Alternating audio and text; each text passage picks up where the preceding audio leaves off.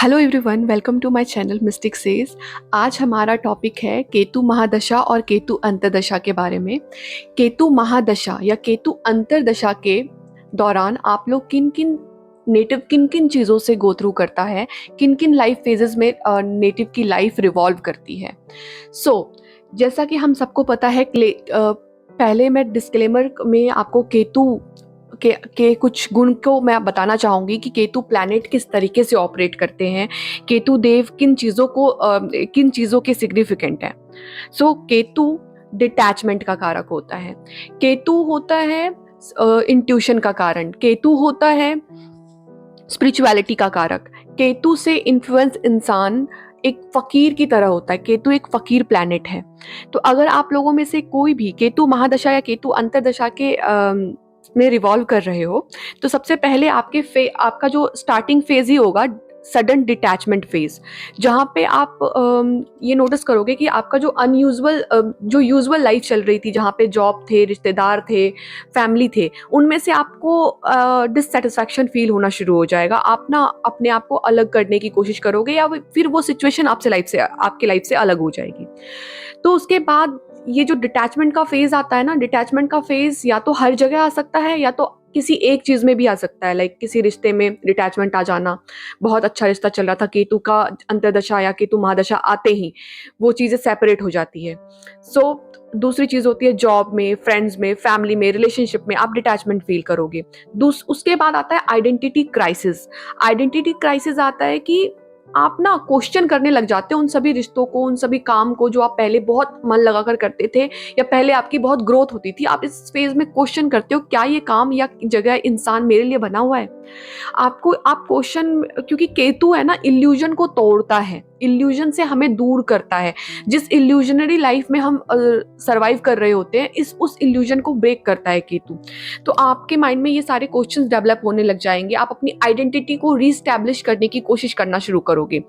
तो जब ऐसा होता है कि सडन डिटैचमेंट आपके लाइफ में आ रहा है और फिर आइडेंटिटी क्राइसिस आ रही है, तब दूसरा आता है आपकी लाइफ में आइसोलेशन और लोनलीनेस। आप ना उन जगहों से जहाँ पे एक टाइम पे आप बहुत चीजें इंजॉय किया करते थे, केतु दशा हिट करते ही आप उस जगह से आइसोलेट फील करोगे, लोनली फील करोगे। आपको लगेगा कि नहीं, बाहर की जो चीजें हैं ना, वो मेरे अंतरात्मा को सेटिस्फाई नहीं कर रही है, अंदर की चीजें ठीक नहीं हो पा रही है। बाहर की चहल पहल, बाहर का जो आडंबर भरा जीवन है, वो मेरे अंदर की आत्मा को सेटिस्फाई नहीं कर पा रही है। तब आप ऐसे काम को, ऐसे व्यक्ति को और ऐसी चीजों से अपने आप को एसोसिएट करने की कोशिश करोगे जो आपको अंदर से पीसफुल फील कराता है, जो आपके रूट्स को, जो आपके रियल रूट्स को पहचानने में आपकी मदद करता है। उसके बाद यहाँ पे आता है स्पिरिचुअल अवेकनिंग। अब स्पिरिचुअल अवेकनिंग कोई बहुत बड़ा वर्ड नहीं होता है, इसके लिए आपको बहुत सालों तक साधना करने की जरूरत नहीं पड़ती। स्पिरिचुअल अवेकनिंग का अर्थ, रियल अर्थ यही है कि आप अपने रूट से कनेक्ट करो। आप जो हो, आपकी जो आइडेंटिटी है, आप उस आइडेंटिटी के ऑथेंटिक वर्जन से कनेक्ट करो। जब आपके अंदर ये अवेकनिंग आती है, तो या तो कई लोग माउंटेन्स में अट्रैक्ट होते हैं, माउंटेन्स से अट्रैक्ट होते हैं, या फिर किसी स्पिरिचुअल जगह पे जाना पसंद करते हैं जहाँ से उनको हाई फ्रीक्वेंसी की एनर्जी रिसीव होती है। कोई मंदिर हो सकता है, माउंटेन एरिया हो सकता है, कोई ऐसी रूटीन हो सकती है, मेडिटेशन हो सकता है, मंत्र हो सकता है, जहाँ से उनको वो उस फ्रीक्वेंसी से कनेक्ट करने की कोशिश करते हैं। क्योंकि केतु एक स्पिरिचुअल प्लैनेट है, स्पिरिचुअलिटी हमारे लाइफ में केतु देता है। तो केतु की दशा में एक फेज आता है जब आप ना काफी ज्यादा अट्रैक्ट होने लग जाओगे पूजा पाठ से, या फिर योगा से, या किसी भी ऐसी फिजिकल एक्टिविटी या कोई ऐसा रूटीन जो आपको हाई फ्रीक्वेंसी से कनेक्ट करे, जो आपके यूनिवर्स के हायर पावर्स से आप कनेक्ट कर पाओ जिसमें। और कई लोग तो काफी धार्मिक हो जाते हैं, कई लोगों के पास्ट लाइफ की चीजें रिवेल होने लग जाती है, लोगों को नए नए रियलाइजेशन होने लग जाते हैं, विविड ड्रीम्स आने लग जाते हैं। उसके बाद इन सब के बावजूद भी आप ना इमोशनल नंब फील करोगे। आप ऐसा फील करोगे कि आपके लाइफ में एक्साइटमेंट ही नहीं है, और उस एक्साइटमेंट ना होने की वजह से फिर भी आप खुश हो लाइफ के अंदर। लाइक कंटेंटमेंट आपको फील होगा, पर आपका इमोशनल नंब हो जाएगा, आपका हार्ट ना क्लोज हो जाएगा चीजों के लिए। आप ना वर्ल्ड से काफी डिटैच हो जाओगे, आप अपने आप में रहना प्रेफर करने लग जाओगे। आपको आपकी कंपनी बहुत अच्छी लगने लग जाएगी। उसके बाद कुछ फिजिकल और मेंटल सिम्टम्स भी होते हैं, जैसे कि अनएक्सप्लेन्ड फटीग होना, स्लीप में डिस्टर्बेंस होना, बॉडी में पेन होना। और जो केतु है वो फायर एलिमेंट को भी बढ़ा देता है। हो सकते हैं कि आपको रैशेज हो जाए, हो सकता है आपका स्टमक डिस्टर्ब हो जाए, या फिर आपको इंटेस्टाइन में फाइबर से रिलेटेड इश्यूज हो जाए, या फिर नर्वस लाइक नर्व से रिलेटेड कोई इशू हो जाए आपको। ठीक है, एंग्जाइटी, विदाउट रीजन एंग्जाइटी होना शुरू हो जाएगा। आपकी जो नर्वस सिस्टम है वो काफी सेंसिटिव हो जाएगी, अगर स्पेशली अगर ये केतु 8th या 6th या 12th हाउस से बिलोंग कर रहा है तो आपकी कुंडली में। उसके बाद जब इन सारे फेजेस में आप गो थ्रू करोगे ना, तो एक फेज आएगा जहाँ पे आपके सामने ना ट्रूथ खुद ब खुद रिवेल होना शुरू हो जाएगा, जहाँ पे आपकी इल्यूजन ब्रेक हो जाएगी, real face of people become visible. Like अगर लोग, पहले आप जिन लोगों के साथ बहुत ज्यादा घुलते मिलते थे, जब सडन डिटैचमेंट हुई तो आपको रियलाइज नहीं होगा कि ऐसा हुआ क्यों, पर एक स्टेज आएगा जहाँ पे आपको सच में समझ में आ जाएगा कि अच्छा लोगों के इंटेंशंस क्या थे, लोग सच में हम मेरे लाइफ में वो लोग फ्रूटफुल थे या नहीं थे।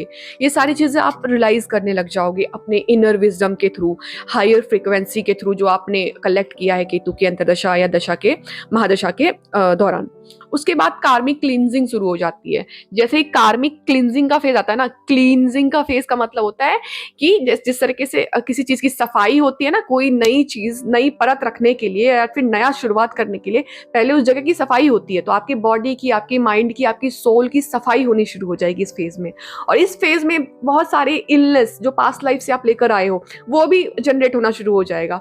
लोग केतु की महादशा में ऐसा सोचते हैं कि अगर उनका केतु का महादशा चल रहा है तो उन्होंने कोई, मतलब कि वो डरने लग जाते हैं कि अब तो ब्रेकअप हो जाएगा या फिर डिवोर्स हो जाएगा, मुझे तो बहुत बड़ी बीमारी हो जाएगी। नहीं, ये आपकी कार्मिक क्लिंजिंग है। इसके बाद आप जो इवॉल्व होगे ना एज अ पर्सन, वो काफी डिफरेंट और हाई फ्रीक्वेंसी वाले, एज अ ह्यूमन बींग आप हाई फ्रीक्वेंसी ह्यूमन बींग होकर इवॉल्व होगे इस दशा में। केतु आपको क्लीन कर रहा है, आपके पास लाइफ कर्मा और कार्मिक डेप्थ को अपने पास ले रहा है, आपसे छीन रहा है। जो केतु छीनता है वो आपसे डर्ट छीनता है, और जो केतु आपको देता है वो आपको वो चीज देता है, वो विजडम देता है जो बियॉन्ड मिजर्स होता है, जो बियॉन्ड एनी बुकिश नॉलेज से बहुत बियॉन्ड होता है। आपको पूरी लाइफ एक्सपीरियंस का निचोड़ और एक सीक्रेट विजडम आपको केतु देकर जाता है, और आपका डर्ट आपसे केतु लेकर जाता है। सो उसके बाद जैसे कि डिटैचमेंट फेज में भी आप उस टाइम पे एग्जैक्टली समझ में ही आपको नहीं आएगा कि मुझे क्यों ये सारी डिटैचमेंट मिल रही है, क्योंकि ये काफी सडन लॉस होंगे, सडन ब्रेकअप्स हो जाएगा, सडन रीलोकेशन हो जाएगा। ठीक है, थिंग्स एंड हो जाएगी, आपको पता नहीं चलेगा।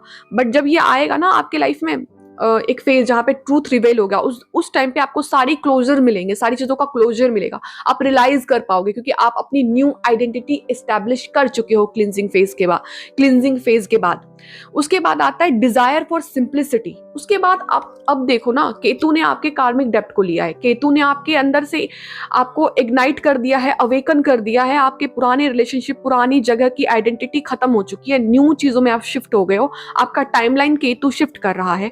उसके बाद आपको लगे आप अपने ऑथेंटिक वर्जन से मिलोगे वापस। ठीक है, जो आपका रूट है आप उससे मिलोगे वापस। फिर इसमें क्या होगा, इसमें आप ये सोचोगे, क्योंकि आप देखो ना, केतु ने आपको एक सिंपल पर्सन बना दिया है, केतु ने आपको इतना हम्बल किया है, इतना सिंपल और स्पिरिचुअली अवेकन कर दिया है कि आप ये सोचोगे कि अब मुझे पता है कि मुझे लाइफ में क्या चाहिए, क्या नीड्स है, किस टाइप के लोग, किस टाइप की सिचुएशन और जगह मेरे लिए बनी है।